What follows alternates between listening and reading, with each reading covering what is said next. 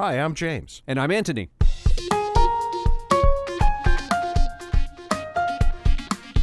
This Saturday bonus episode is a recording of an interview we gave on another podcast. Regular Words and Numbers episodes come out each Wednesday. Welcome to Room 101 at Harrigan Compound West. It's story time. So this week, I'm trying out some McBaron Latakia roll, a tobacco that I have to say I was incredibly interested in getting my hands on. Right from the minute I read the description on the various websites that were selling it, I was hooked, and probably shouldn't have bought as many tins as I did, because no sooner did I get it back in March that I gave it a try, and I found it completely underwhelming. I mean, it was like air, not much to it at all.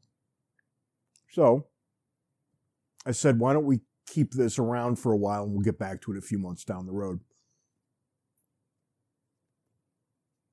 And that's what we're doing today, a couple of months, 3 months maybe down the road.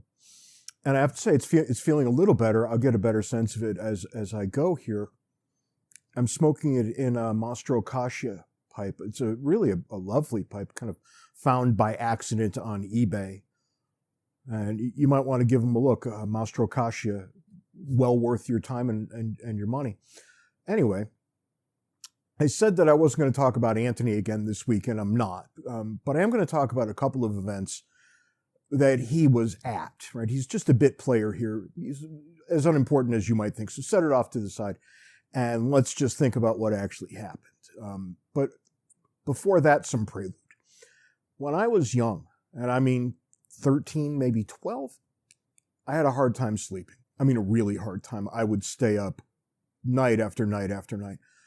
It was so bad that I actually had this little tiny television. And of course, we were getting our TV over the air at that point. And I had this little tiny set, and I could plug an earbud into it, earbud singular. That's all we had, one earbud. I wouldn't even call it that. Can't remember what we called it.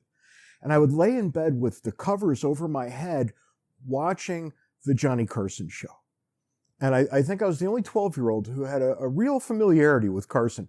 And I found out later that my father was always watching it in the living room, maybe 15, 20 feet from where I slept. And if I took the TV and I put it on the Carson show, and he also had the Carson show on, which he always did, he would never actually hear that I was listening to it in the other room. I just faded into oblivion, which was kind of nice. So night after night, year after year, I lived this way. And it was almost as if I couldn't fall asleep at night.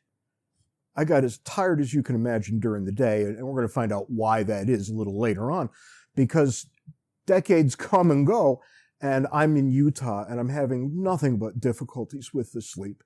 So we made an appointment, like normal people, to take me down to the University of Utah Sleep Disorder Clinic, and there they decided that it was pretty clear that I had a case of circadian rhythm sleep disorder. You can take a look at that graphic right there if you want to learn more about it. The long and the short of it is that sleep phases are off. So my brain more or less misinterprets the signals of sunlight and darkness. So I'm just getting tired when the sun comes up right about when all of you are just getting ready to face the day. And it turns out my father had this. There is a very much a genetic component. And my daughter, the fair Sophia, who does these videos for us, also has it. And it's a difficult way to live.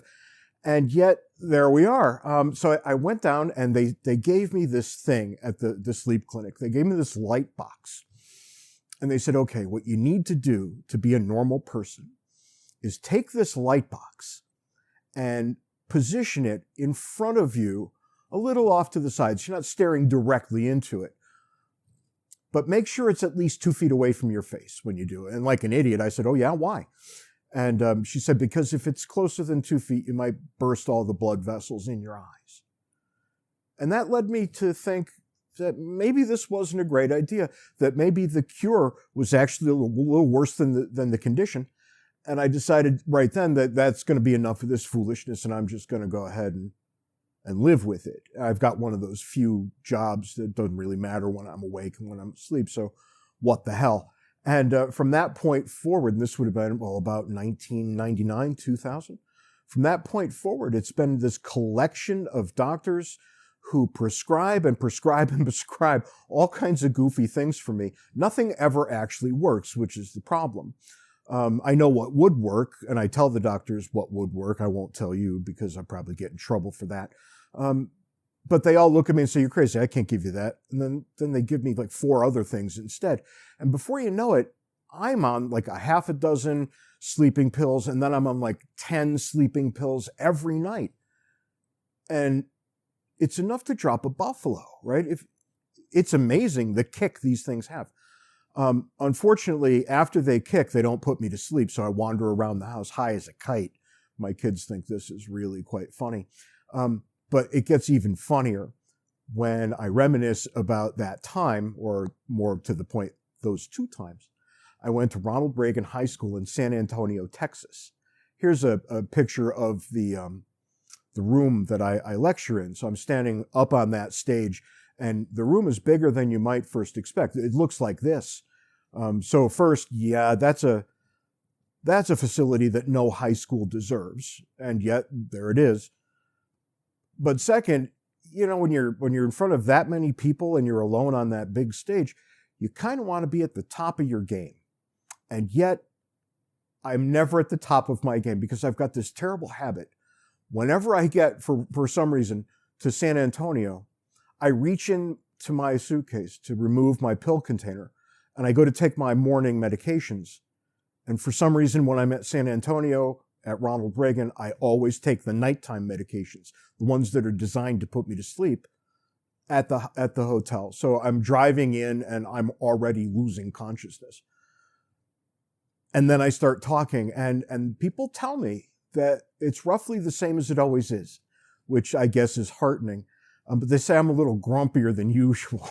Frankly, I can't remember a minute of it, not 1 minute. And I've only done this, mistaken my morning meds and my night meds, 3 times in my life. 2 times were at Ronald Reagan High School. So I don't know what the hell that's got to say about anything, but here we are. What's the lesson here? I suspect there isn't one, as is so often the case. Maybe pay a little more attention, maybe have different colors on the pill bottles. I don't know. I hope this never happens again because it's kind of terrible. And yet I'm pretty sure it is going to happen again. I hope not in San Antonio next time. I want to spread the misery around the country a little bit. So what's the story with the McBaron? I have to say it's a little better this time. 3 months worth of aging didn't hurt this at all. It still doesn't make the very good category. I think it lives in acceptable. It's a mild flavoring with a mild strength. There's not a lot here. It's disconcerting how little there is here, given what the tin smells like when you open it. It smells like, for all the world, you've got a real winner, and yet by the time you light it and smoke it, you don't. So maybe avoid this one, unless you really like mild, relatively flavorless blends. Have a nice week. Hopefully we'll be back with a better smoke next week. This one's just really not that good. And I've got 4 or 5 more tins if somebody's out there and want to make a trade with me. So you just let me know. I would advise you not to do that. But each to his own. Have a great week. H-A-R-R-I-G-A-N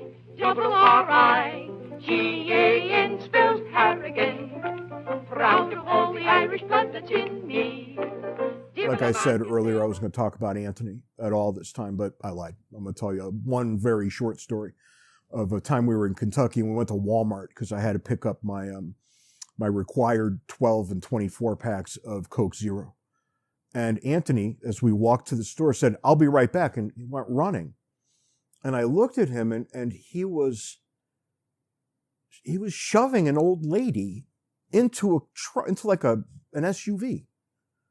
And for her part, she was screaming at him, "No, I wanted to get out." He saw some lady getting out of a truck, figured she had to get back in, and he was trying to shove her right back in there.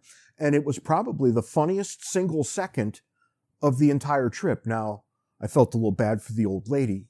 I don't feel so bad for Aunt, but for the old lady, yeah.